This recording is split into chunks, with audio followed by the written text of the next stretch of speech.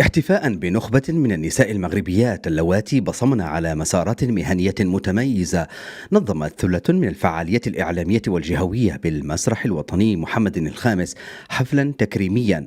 ويندرج هذا الموعد السنوي المنظم بدعم من وزارة الشباب والثقافة والتواصل ومسرح محمد الخامس ضمن مبادرة حفل ليلة الوفاء لنساء متألقات من بلاد دورة 2026 الهادفة إلى إبراز عطاء المرأة المغربية وتعزيز ثقافة الاعتراف بدورها في مختلف المجالات. التكريم دائما كيكون هو واحد الاعتراف، لكن كيكون في نفس الوقت هو واحد التكليف و... و...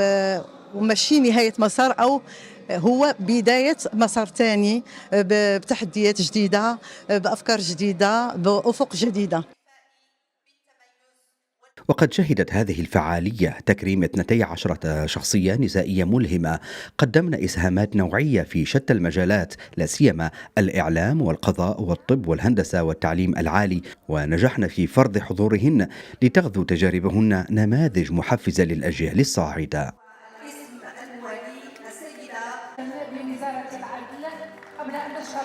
أعتقد بأنه هذا أصبح تقليد ثقافي، ونحن في حاجة إلى هذا التقليد الثقافي، وخاصة بالدعم من وزارة الثقافة.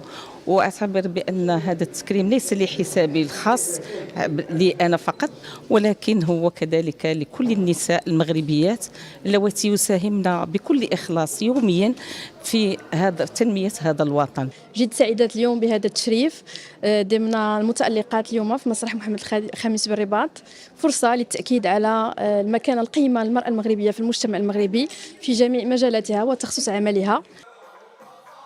وقد تميزت الفعالية بحضور الصحفي والكاتب محمد صديق معنين كضيف شرف، كما تخللتها فقرات فنية وموسيقية متنوعة أضفت على الأمسية طابعا احتفاليا مميزا، وعكست غنى المشهد الثقافي المغربي وتنوع تعبيراته الإبداعية.